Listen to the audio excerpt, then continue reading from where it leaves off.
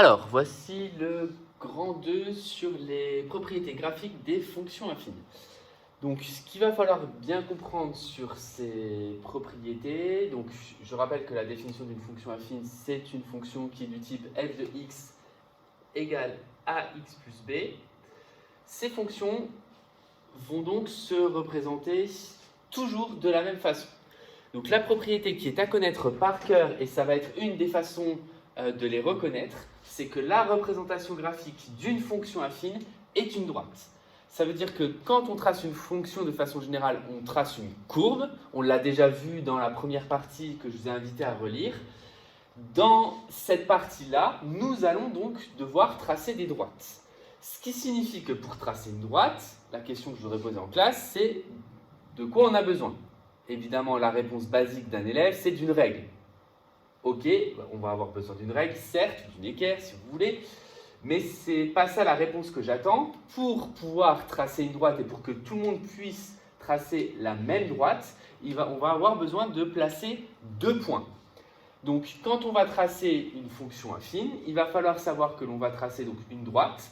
Et donc, pour pouvoir réussir à la tracer de façon correcte, il va falloir réussir à placer deux points. Cette droite ne passe pas forcément par l'origine. Et justement, là, j'aurais fait un petit rappel si vous étiez là en classe. On aurait commencé par ça pour vous poser la question, et on l'a revu au mois de janvier. Quelles sont les représentations graphiques qui sont représentées par des droites qui passent par l'origine? Là, vous pouvez répondre. Et vous auriez dû répondre les situations de proportionnalité.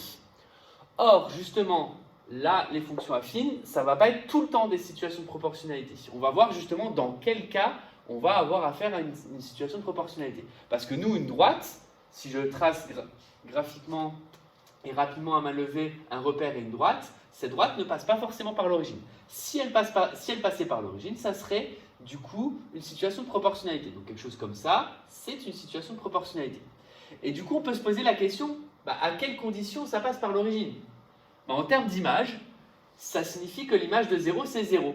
Or, pour que l'image de 0 soit égale à 0, ça signifie, si je remplace ici x par 0, f de 0, on l'a déjà vu, c'est égal à b, c'est-à-dire l'ordonnée à l'origine. Donc, il suffit que l'ordonnée à l'origine soit égale à 0, ce qui signifie qu'on a les représentations qui correspondent à des situations de proportionnalité. Ce sont les fonctions du type f de x égale ax, c'est-à-dire les fonctions linéaires.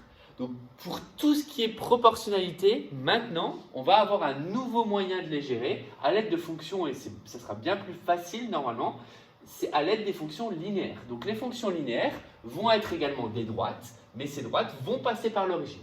Les fonctions affines, quant à elles, ne vont pas forcément toutes passer par l'origine. Donc, à savoir, à retenir que la représentation graphique d'une fonction affine, c'est une droite. Ça, c'est le cadre général. On vient de voir aussi que les fonctions linéaires, ce sont des droites, mais en plus qui passent par l'origine. Donc ça signifie qu'on va avoir affaire à des situations de proportionnalité quand on parle de fonctions linéaires. Et encore une fois, c'est logique.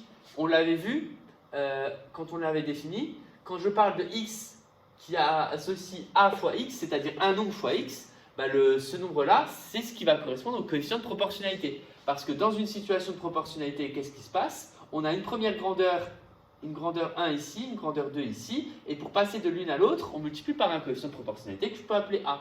Donc si je pars de x, en face, je vais avoir a fois x, c'est-à-dire ax. Et donc j'ai bien une fonction qui a x associé à x, c'est-à-dire f de x égale à x, c'est-à-dire une fonction linéaire. Donc la proportionnalité, droite qui passe par l'origine, est représentée par des fonctions linéaires. Il nous reste un type de fonction qu'on n'a pas encore vu, c'est les fonctions constantes. Une fonction constante, c'est une fonction qui vaut tout le temps la même valeur. Graphiquement, si on a affaire à une fonction constante, c'est-à-dire que quelle que soit la valeur que je vais choisir pour x, donc imaginons que je prenne x égale 2, ça vaudra cette valeur-là. Donc cette valeur-là, on peut dire par exemple c'est 3. Si x vaut 4, ça vaudra encore 3. Si x vaut moins 5, ça vaudra encore 3. Graphiquement, ça va être aussi une droite, et cette droite va être parallèle à l'axe des abscisses. Donc en résumé, si je dois résumer tout ça, les fonctions affines, ce sont des droites. dans ce cadre-là, il va y avoir du coup 3 cas de figure. Les fonctions affines du type ax plus b qui sont juste affines, ça sera du coup une droite. Pour réussir à les tracer, on va avoir besoin de 2 points. Les fonctions linéaires, elles vont avoir la particularité d'être, ça va être représenté par des droites, mais on va déjà connaître un point, puisque ce point va être l'origine. Et enfin, les fonctions constantes, ce tracé, ça va être aussi une droite, mais cette droite va être représentée par une droite qui est parallèle à l'axe des abscisses. Autrement dit, la fonction par exemple que je viens de représenter ici, c'est f de x égale 3. Elle vaut tout le temps 3. Donc ce sont les fonctions les plus simples à tracer. Donc fonction constante, c'est une droite qui est parallèle à l'axe des abscisses et dont la valeur est donnée par justement l'image. Une fonction linéaire, c'est une droite qui passe par l'origine. On va voir par la suite comment la tracer.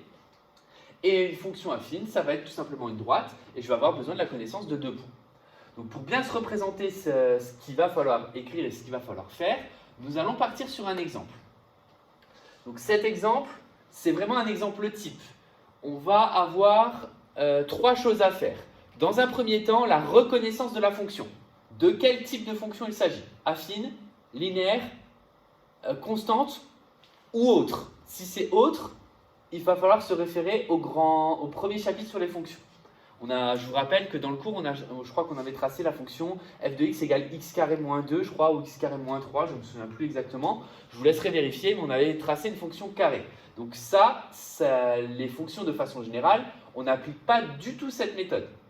Donc je vous laisserai relire la méthode de tracé d'une fonction dans le cadre général. Là, on nous parle uniquement d'exemples de tracé de fonctions affines. Donc on reconnaît le type. Est-ce que c'est affine, linéaire ou constant? Une fois que c'est reconnu, on le dit et on l'explique pourquoi. Ça, c'est une fonction f de x égale 5x moins 2. C'est une fonction affine parce qu'elle est du type f de x égale ax plus b. Donc, parce qu'elle est du type f de x égale ax plus b. Et là, c'est la propriété de cours. Si c'est affine, on marque que c'est une droite. Si on reconnaît une fonction linéaire, on marque que c'est une droite qui passe par l'origine. Si on reconnaît que c'est une fonction constante, on marque que c'est une droite qui est parallèle à l'axe des ordonnées.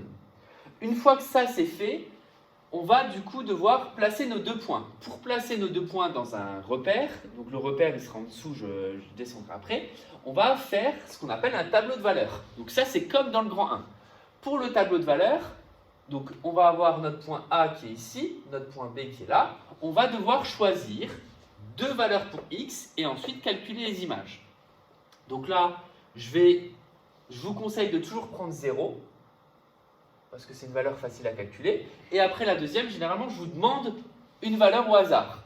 Alors, quel est le risque du hasard? Le risque est que vous fassiez le calcul et que ça donne une valeur qui est trop grande. Dans ce cas, ça veut juste dire que votre valeur n'est pas fausse, mais que c'est un mauvais choix. Donc du coup, si vous prenez une valeur ici et que cette valeur-là vous donne une image trop grande, vous choisissez une autre valeur pour que l'image soit plus petite. Dans tous les cas ici, l'image de 0. Je rappelle que pour calculer une image, on remplace x par la valeur choisie. Donc si je remplace ici x par 0, ça me fait 5 fois 0 moins 2. Donc l'image de 0, c'est moins 2. Ce qui me donne le point A à construire. 0, c'est ce qui va correspondre à l'abscisse.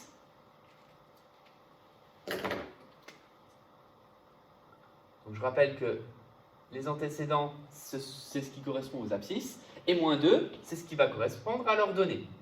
Donc autrement dit, le point que vous allez devoir placer, c'est le point A de coordonnées 0, moins 2. Pour le point B, je vais choisir par exemple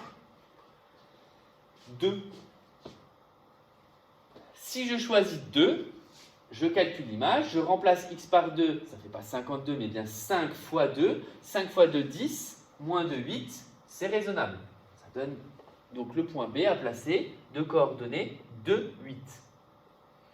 Alors vous verrez en seconde, certains profs vous proposent de calculer une 3e image. Pourquoi? Quel est l'intérêt de calculer une 3e image? Moi je ne le fais pas, mais vous pouvez le faire. C'est de vérifier que les points A, B et C sont bien alignés sur votre graphique. Si vous calculez une 3e image et que les 3 points ne sont pas alignés, c'est qu'à un moment donné, il y a une erreur. Soit l'erreur, c'est que vous avez pensé que c'était une fonction affine alors que ça ne l'était pas. Mais si c'est bien une fonction affine, ça veut dire qu'à un moment donné, il y a une erreur de calcul. Donc clairement, vous pouvez rajouter un 3e point de vérification entre guillemets qui vous permettra de savoir justement si les points sont alignés. C'est vraiment très bon signe sur le fait que vous avez réussi à faire le tracé. Donc je passe donc au graphique. Sur ce graphique, je vais donc devoir y placer le point A de coordonnées 0, moins 2 et le point B de coordonnées 2, 8.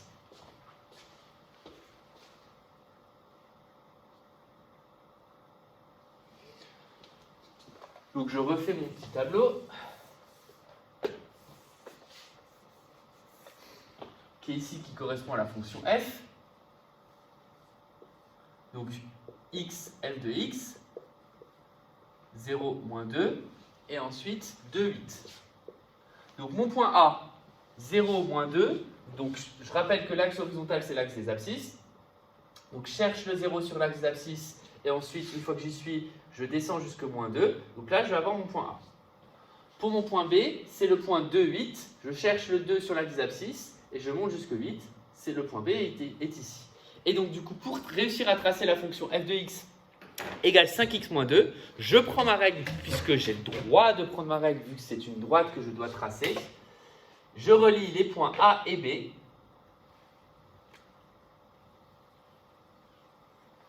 Et on obtient donc f de x égale 5x moins 2. Et donc ça, c'est la fonction f. Vous allez devoir faire la même chose sur g de x égale moins 2x plus 3. Donc je le renote juste ici en dessous pour pouvoir redescendre. Moins 2x plus 3. H de x égale moins 1. K de x égale x moins 7. Et j'en rajoute une quatrième qui est, je ne sais pas, L de x égale 3x, moins 3x. Donc je remonte juste ici pour que ça corresponde bien à mon tracé de la fonction f. Donc ces 4 autres exemples de fonctions sont donc à faire maintenant. Je vous laisse un petit peu le temps de réfléchir, en tout cas de mettre pause. Moi, je vais les corriger.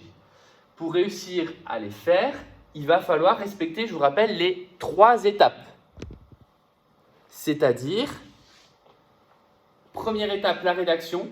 Deuxième étape, le tableau. Troisième étape, le tracé. Donc, je vais me forcer sur ces 4 exemples à faire rédaction, tableau, tracé. Donc, vous faites la même chose. Normalement, je vous ai laissé de la place juste au-dessus, je crois. Donc, à vous de le faire. Donc, la rédaction, ça va être quasiment tout le temps la même. La seule différence, ça va être est-ce que la fonction est affine, est-ce qu'elle est linéaire ou est-ce qu'elle est constante. Maintenant, si vous n'arrivez pas à différencier linéaire, constante d'affine, vous avez aussi le droit de tout le temps marquer qu'elle est affine. C'est juste qu'on peut aller plus vite en précisant qu'elle est linéaire, on peut aller plus vite en précisant qu'elle est constante, mais ce n'est pas obligatoire. Alors, pour les fonctions justement, si on doit les répertorier, la fonction g va être affine uniquement, la fonction k va être affine, la fonction h va être constante, et la fonction L, c'est pour ça que je l'ai rajoutée, va être linéaire. Donc clairement, ici, on pourrait s'imaginer faire une seule fois la rédaction pour les fonctions affines, une fois la rédaction pour la fonction constante, une fois la rédaction pour la fonction linéaire, c'est ce que je vais faire. Donc je vais marquer les fonctions f et g, pas f, pardon, g et k, sont affines. Pourquoi sont-elles affines? Parce qu'elles sont du type ax plus b. Propriété, c'est que leurs représentations sont des droites.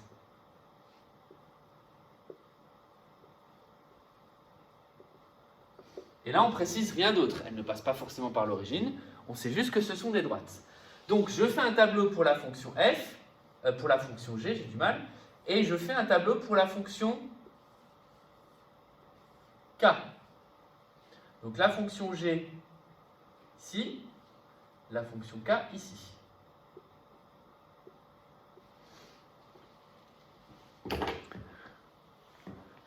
Pour la fonction g, je choisis 2 points. Pour la fonction k, je choisis 2 points. Ces points ne sont pas forcément les mêmes. Maintenant, je vais quand même, comme je vous l'ai dit auparavant, toujours choisir 0. Donc si je choisis 0 pour la fonction g, je remplace x par 0, l'image est donc 3. Ensuite, pour la fonction g, je vais choisir par exemple le point 1, le point d'abscisse 1. Si je choisis x égale 1, moins 2 fois 1, ça fait moins 2, plus 3, ça fait 1. Donc c'est le point 1, 1. Pour la fonction k, je vais encore choisir autre chose.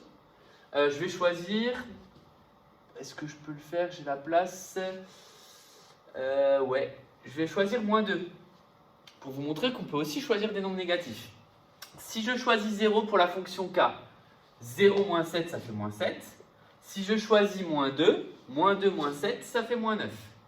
Ça me donne donc les points C, D, E et F que je vais placer. Donc je vous conseille, alors je ne vais pas forcément pouvoir le faire, en tout cas pour que ça soit visible. Moi, ma fonction F, je l'ai tracée en noir. La fonction G, on va dire que je vais la tracer en bleu. La fonction K, je vais la tracer en vert. Mettez des couleurs pour que, au moment de réviser, vous sachiez à quelle couleur correspond quelle fonction. Donc ici, la fonction G, 0, 3, le premier point à placer. C'est le point C. Ensuite, 1, 1, c'est ici. C'est le point D. Je prends donc ma règle et je relie les points C et D. Et ça me permet d'obtenir le tracé de la fonction g de x. Donc, g de x égale moins 2x plus 3. Ensuite, en vert, j'espère que ça sera visible sur la vidéo. En vert, donc, je dois tracer k de x égale x moins 7. Donc 0 moins 7, c'est ici. Et moins 2 moins 9. Moins 2 moins 9, c'est ici. J'obtiens donc ma fonction k de x.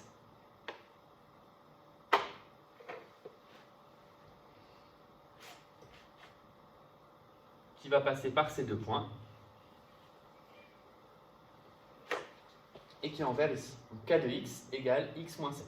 Je vous rappelle que quand vous tracez une fonction, n'oubliez pas de l'identifier, c'est-à-dire de marquer son nom à une des deux extrémités de votre tracé. Je vous rappelle que les tracés sont censés être infinis, mais forcément vous êtes obligé de les finir quelque part. Donc à une des deux extrémités, soit généralement, enfin on le met plus souvent en haut, ou à droite en tout cas, mettez le nom, c'est-à-dire k de x égale la valeur de la fonction. C'est pour ça qu'ici, sur la fonction f, j'ai marqué f de x égale 5x moins 2. C'est pour ça ici, g de x égale moins 2x plus 3. Et c'est pour ça qu'ici, k de x égale x moins 7. Je dois maintenant tracer la fonction h de x égale moins 1 et l de x égale moins 3x.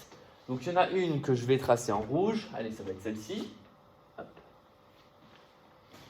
Et l'autre, après, j'ai plus d'autres couleurs différentes. Malheureusement, je n'ai pas ma couleur préférée, le rose fuchsia. Donc du coup, celle-ci, je vais de nouveau la tracer en bleu. Quoique si je mélange du bleu et du rouge en même temps, ça va faire presque du violet. Voilà.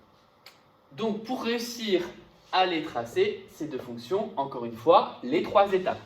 Première étape, la rédaction. Deuxième étape, le tableau. Troisième étape, le tracé. Donc je précise juste le nom des points ici en vert. Je ne l'ai pas fait.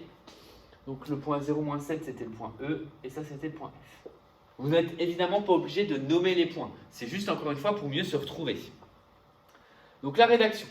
Je précise cette fois-ci que ma fonction h est une fonction, vu qu'il n'y a pas x, constante. Elle est affine, hein, mais elle est aussi constante. Donc la fonction h est constante. Pourquoi est-ce qu'elle est constante? Parce qu'elle est du type h de x égale juste un nombre, c'est-à-dire h de x égale b. Sa représentation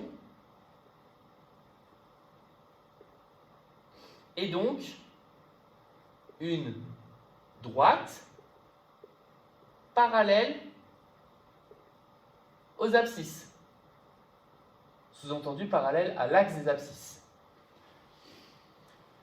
Ce qui signifie qu'en fait, normalement, je n'ai même pas spécialement besoin de tableau à partir du moment où j'ai compris le principe et par quel point elle va passer. Mais vu que je sais que c'est une droite qui est parallèle à l'axe des abscisses, un point me suffit. Je sais qu'elle va passer par un point et ensuite il me suffit de tracer une parallèle à l'axe des abscisses. Donc je vais vous en marquer deux des points mais à savoir que le deuxième n'est pas obligatoire. Donc x, h de x, je choisis 0, et je vais choisir, allez, 5. Donc si je choisis 0, l'image de 0 par la fonction h, bah, je remplace x par 0, bah, il n'y en a pas, le résultat c'est moins 1. Si je remplace x par 5 dans cette fonction, dans le résultat il n'y a pas de x, donc le résultat c'est toujours moins 1. Ça veut dire que les deux points que je vais placer, donc E, F, G et H, donc le point G et le point H, ont pour coordonnées 0, moins 1, donc ici, et ont pour coordonnées 5, moins 1, ici, donc G et H. Et en reliant ces deux points, donc en rouge, je me rends bien compte que le tracé est bien horizontal, c'est-à-dire parallèle à l'axe des abscisses. C'est vrai que j'ai un rouge qui fonctionne. Donc je trace ma fonction constante, donc h de x. Donc il faudrait continuer ici, mais mon stylo rouge est vraiment en train de faiblir. J'ai dû attraper le virus. Donc, h de x égale moins 1. Et on voit bien donc qu'elle est bien parallèle à l'axe d'abscisse. Au final, du coup, ce sont vraiment les fonctions qui sont le plus faciles à tracer. Et si on vous demande de le tracer et sans justifier, mais en tout cas ce qui n'arrivera pas avec moi, bah, il suffit juste de tracer la fonction qui est parallèle à l'axe des abscisses qui passe par moins 1. D'ailleurs, à chaque fois, les points là vont être importants. On a passé dessus dans le grand 1, mais je vais revenir dessus sur leur correspondance. Ça correspond à un des deux coefficients dont on a parlé. Donc, ça c'était pour la fonction h. Maintenant pour la fonction L. La fonction L, je le fais ici le texte, donc je marque que la fonction L est une fonction linéaire.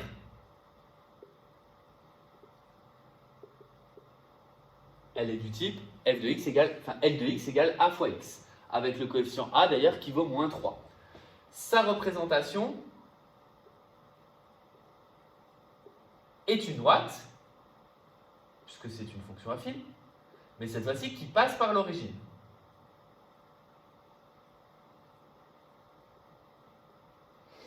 Ce qui signifie que quand je vais tracer ma fonction L, bah, il y a déjà un point que je connais, c'est l'origine. Donc l'image de 0, ça va être 0. Donc ce point-là, normalement, je ne suis pas obligé de le mettre dans le tableau. Je vais vous le mettre pour le justifier. Et aussi pour vous montrer que du coup, en fait, on a besoin juste d'un autre point. Donc si je fais le tableau suivant, x, L de x. Donc si je choisis 0, bah, moins 3 fois 0, ça fait bien 0. Ça donne bien l'origine. Et ensuite, bah, je choisis, je ne sais pas, par exemple 2. De nouveau 2, ça me donne moins 6. 2 et moins 6, ça me donne le point qu'il y a là. Et donc, si j'appelle donc E, F, G, H, I et J les deux points à placer, donc I c'est le point là, J c'est le point là, je dois donc tracer la droite IJ, c'est-à-dire la droite qui passe par l'origine. Donc finalement, par rapport à mes stylos, j'ai choisi de le faire en noir. La fonction L de x égale moins 3x. Alors, remarque par rapport aux coefficients. Graphiquement, on peut les lire, ces coefficients. Et graphiquement, ces coefficients ont une importance. Déjà, première chose, si je regarde mon tracé g de x. G de x, c'est moins 2x plus 3. Le plus 3 se lit ici. C'est l'image de 0. Le plus 3, je vous rappelle que c'est l'ordonnée à l'origine. L'ordonnée à l'origine, vous le retrouvez ici, c'est-à-dire sur l'axe des ordonnées. Pourquoi sur l'axe des ordonnées? Parce que c'est ce qui correspond à l'origine, à l'image de 0. Et si on regarde toutes les fonctions, ça va être le même principe. h de x égale moins 1, c'est ce qui correspond au coefficient b. Ben, où est-ce que la fonction h coupe l'axe des ordonnées? En moins 1. k de x égale x moins 7. Moins 7, c'est le coefficient b. La fonction k de x en vert, où est-ce qu'elle coupe l'axe des ordonnées? Eh bien, en moins 7. De la même façon, f de x égale moins 3x. Moins 3x, c'est donc une fonction où le coefficient b vaut 0. Où est-ce qu'elle coupe l'axe des ordonnées? En 0. Et il nous restait juste la toute première fonction f de x égale, je sais plus, c'était 5x moins 2.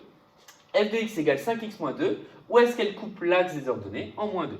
Donc concrètement, le coefficient b, il se lit sur le graphique. C'est l'endroit où la fonction va couper l'axe des ordonnées. Donc si un coefficient b vaut 5, bah, ça veut dire que vous savez déjà que votre fonction va passer par l'axe des ordonnées par le nombre 5. C'est ce qui correspond à l'image de 0. C'est pour ça qu'à chaque fois on a placé l'image de 0. Donc si vous voulez, en sachant ça, vous n'êtes pas obligé de choisir 0 ici, et en vérification, vous pouvez vérifier justement que ça passe bien par b. L'autre coefficient, c'est le coefficient a. Le coefficient a dans f de x égale 5x moins 2.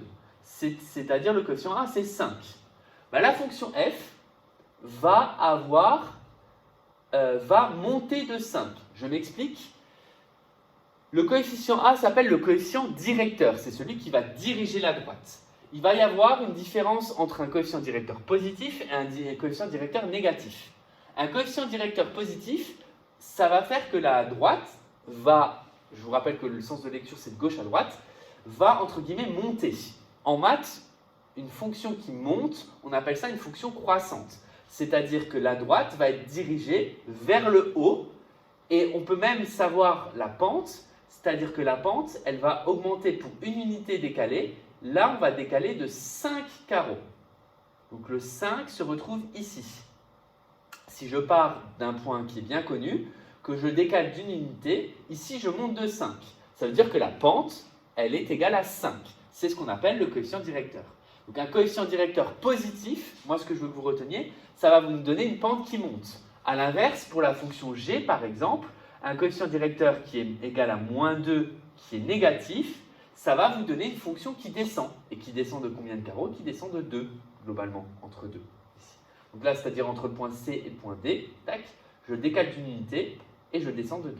Et donc du coup, ça correspond à la signification graphique du coefficient directeur. Là, ici, le coefficient directeur pour k, il est égal à 1, parce que c'est comme si c'était 1x. Ben, entre le point là, si je décale de là, eh ben, je monte de 1 carreau, parce que a égale 1. Et enfin, pareil pour le moins 3x, le coefficient directeur vaut moins 3. Ben, si je décale de 1, ça veut dire que je descends de 3 carreaux. Et là, en effet, je descends de 3 carreaux.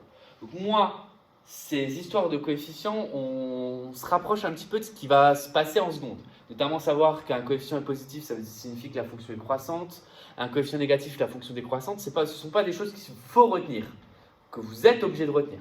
Maintenant, ce sont des moyens de vérifier que vos tracés sont justes. Si vous, à un moment donné, vous devez tracer une fonction affine, que vous êtes capable d'identifier les coefficients et qu'elle est croissante alors que le coefficient est négatif, ben vous savez que c'est faux.